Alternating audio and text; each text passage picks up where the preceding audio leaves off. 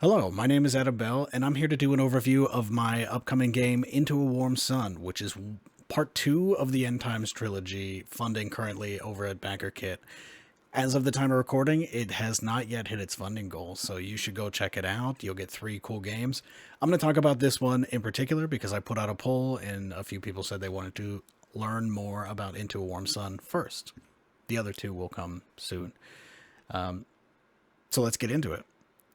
I'll kind of go over the game and use this Blender file that I mocked up for the trailer for the End Times trilogy because it's kind of the easiest way to play around with some pieces and explain what's going on. Into a Warm Sun is extremely inspired by the movie 10 Cloverfield Lane, which is why the tagline here on the cover is, "The Warden saved you from what was out there. Who will save you from the Warden?"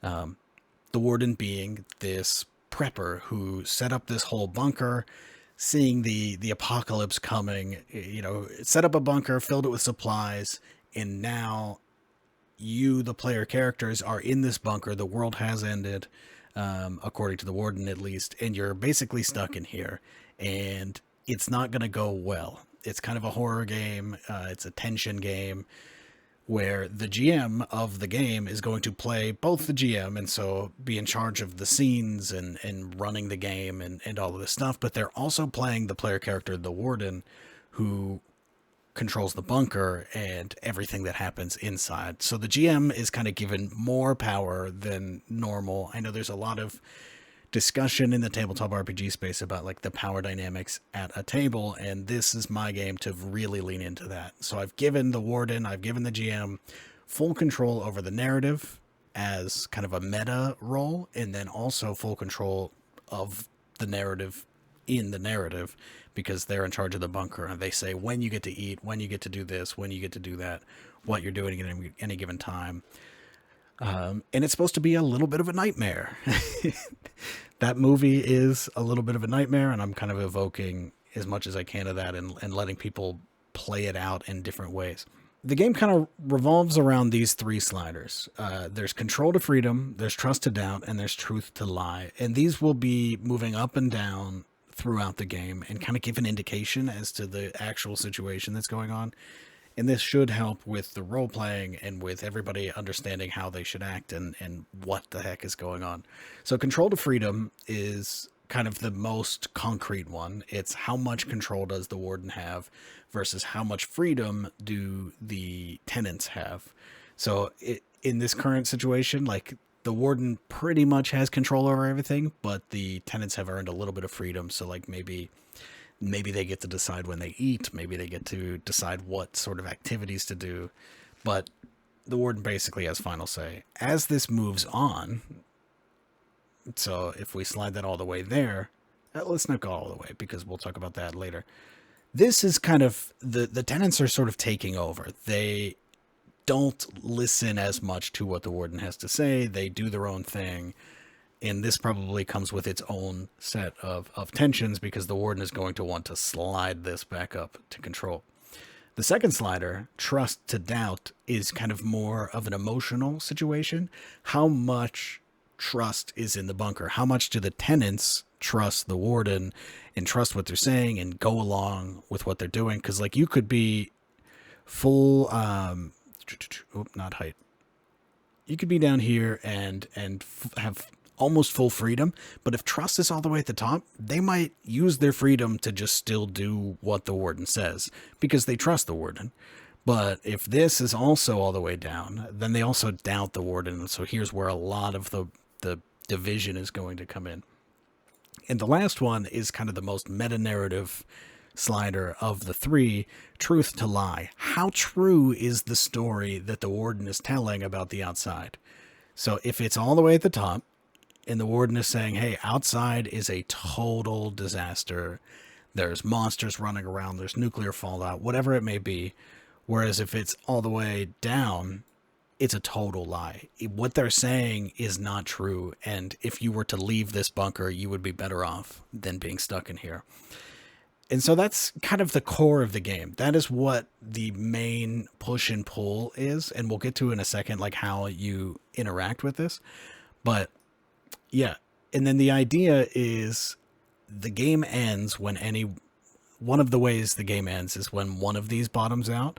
So if this happens, if you get these two, and this isn't very likely, but if you get these two towards the bottom to near freedom into almost total doubt, and then you reveal it to be a total lie, this game will end probably on.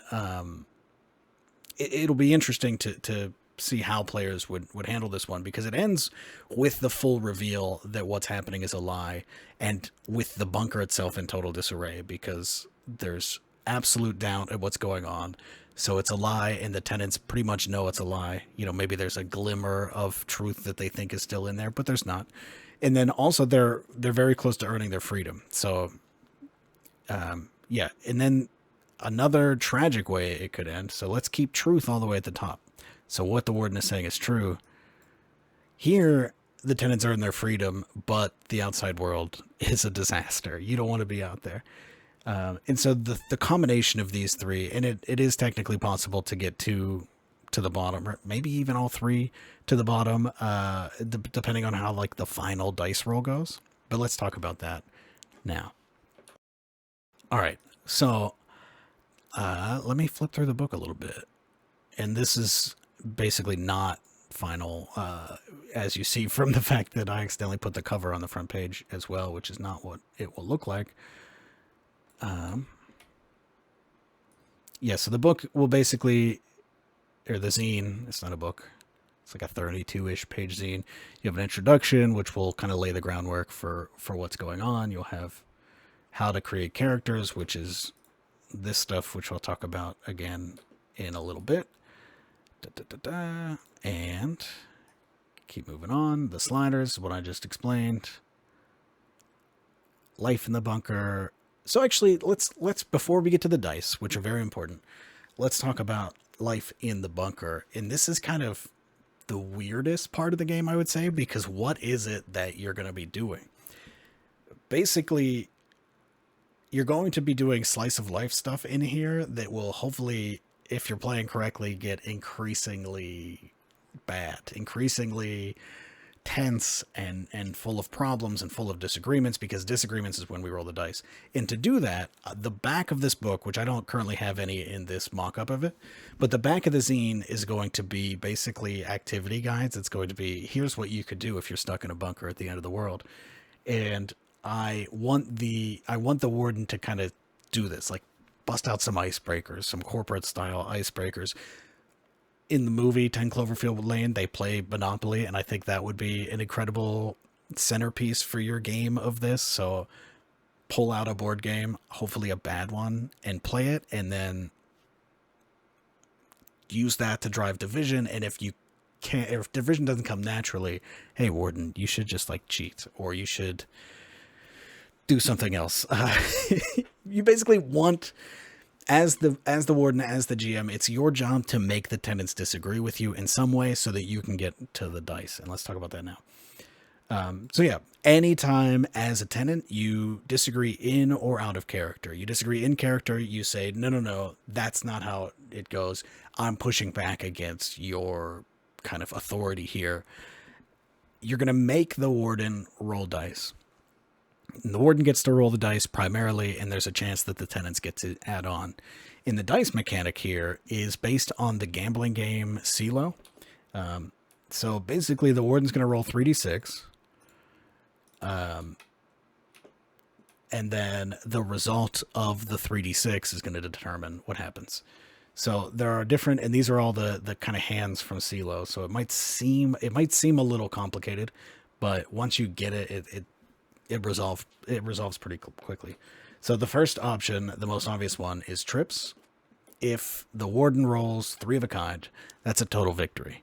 In this case, the warden is going to reassert control over the scene, silence any dissent for the time being, with as kind of face or iron of fist as makes sense for the situation, and then you shift a slider up by 2. So the warden gets to say, no, this is me instilling trust. You tried to question me, but here you go. There's more trust here now. If you get a 4, 5, 6, so a straight of 3 dice that ends in 6, or you get a pair and then the third die is a 6, that's just a regular victory for the warden. The warden asserts control, and 1 slider goes up by 1. If you get a pair and the third dice is somewhere between 2 and 5, so it's not a 6 and it's not a 1. Then the tenants roll, and we'll get to that in a second. If you get a pair and the third die is a 1, or if you get a straight 1, 2, 3, the tenants are going to finish the scene together. They get a moment to take over the narrative control from the warden player. They finish the scene together, and they each get to bump down a slider by 1. So this is where you could end up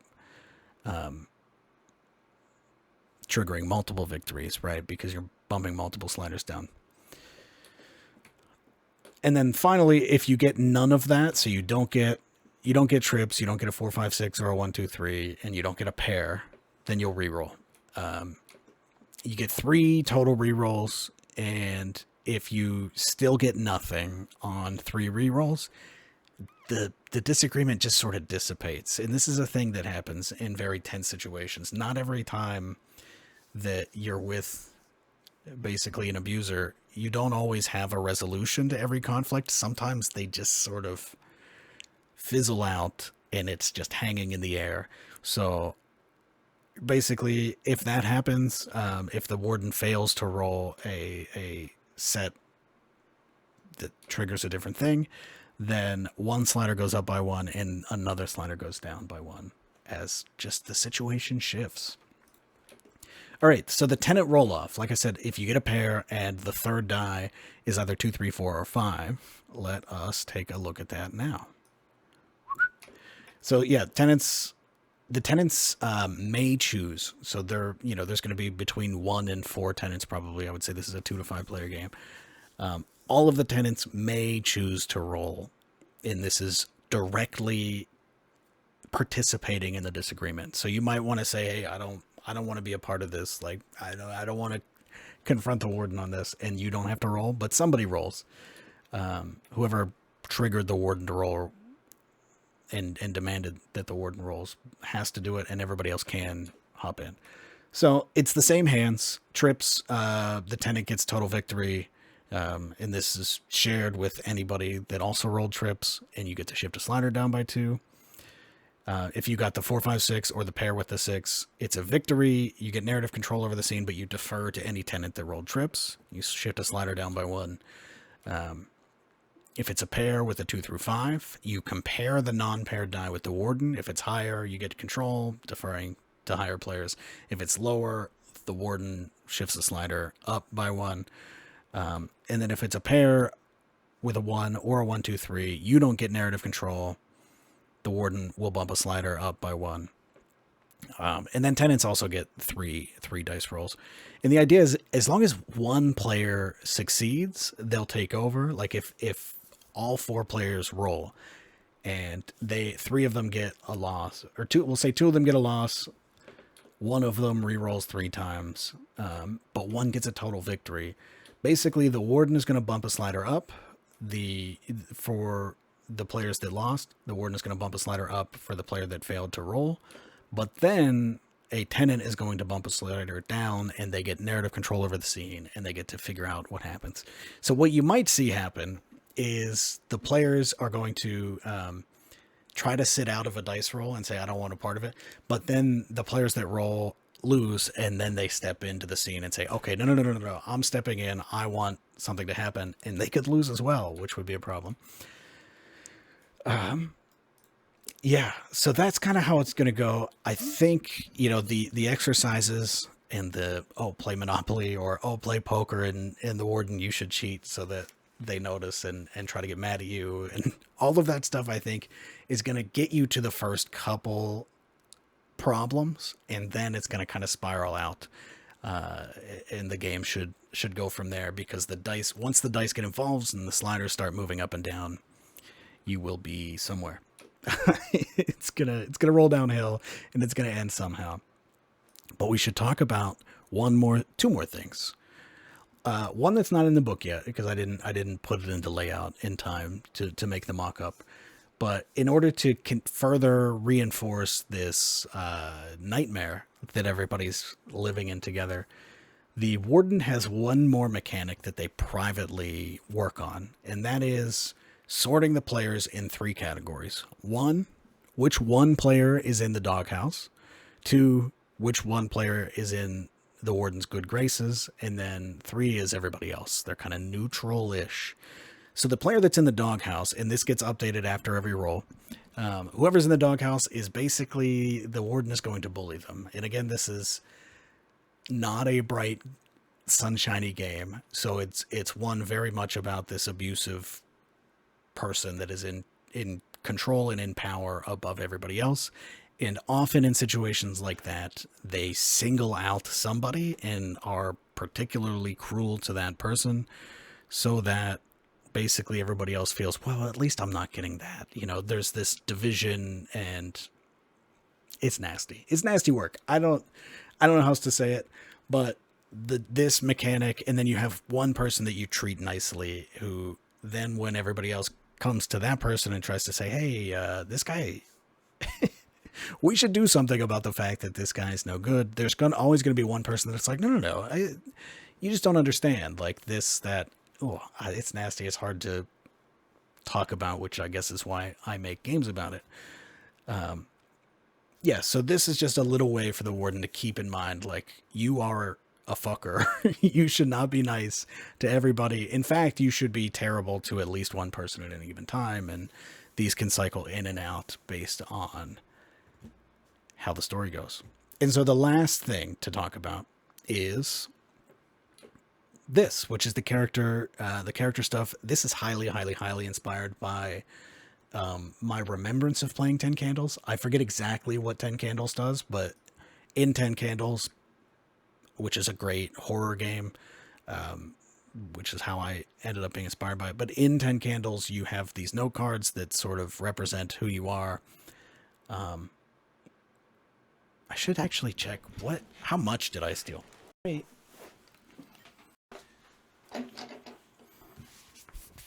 Got my copy of 10 Candles. So in 10 Candles, you have hopes, traits, and moments. It's like things you hope for, things that are about you, and then there's the brink, which is like when you're really pushed. What kind of creature do you become? Not creature, but you know what I mean. And so in this, what I have is very simple. Again, inspired by the feeling of remembering how playing that game goes, which is who I was. So who I was, this is like who you were before the world ended. So this example character is an unemployed software engineer. Who I am, that is who you are in the bunker. And I think there is going to be like a list of these of suggestions, but like, what is your role in the bunker, in the day-to-day life? So this character becomes, from being an unemployed software engineer on the outside, is now a tenant with great hope for the future. This is somebody keeping like the flame of the future alive in the bunker and saying, look, when we get out of here, yeah, it's going to be tough. Yeah, it's going to be this or that, but we're going to build something together. Like the world is still here. And then the last thing is who I will be.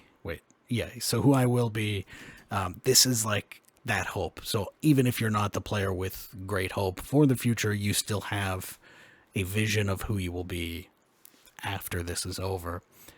So this person is going to be alive and thriving on the surface. And again, I think there's going to be a table or whatever just to help you understand what these are.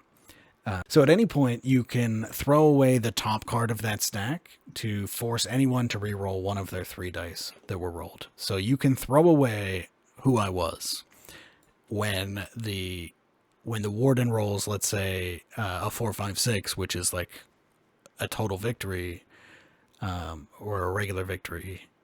It's a victory either way, whichever level. You can force the GM to re-roll that 6 by throwing away who you were. And then at some point you can throw away who you are in this bunker, which is, it's at that point that you will reveal your who I will be, your hope for the future. And at some point you can throw that away. And when you do that, that's the other way the game ends, because when one of the player characters fully breaks and loses even that glimmer of hope for who they'll be on the outside, the game ends. The current position of the sliders kind of determine what that looks like. Hopefully this sacrifice is in service of getting something down to freedom. You throw away your hope for the outside, but then you get it. That's an interesting ending. But it's quite likely that you throw that away and it doesn't help, or I don't know. Dice are going to be dice. That's the fun part of games with dice. Yeah, that's the overview of Into a Warm Sun. I hope you don't mind my rambling. I kind of wanted to get in and just explain all the bits of this game and why I'm excited about it. And yeah, kind of, I made the trailer. I wanted it to be short and snappy and like appealing, but I also like putting out these longer where I get to just show my enthusiasm for the things that I'm creating, so that hopefully it catches on and you can be enthusiastic about it as well. If you haven't yet, head over. If you haven't yet, and it's still February 2026, head over and back the End Times trilogy on BackerKit. If it's after that, and assuming I've funded, go to AdamBell.games and I will sell it to you there. Cool. Thanks very much.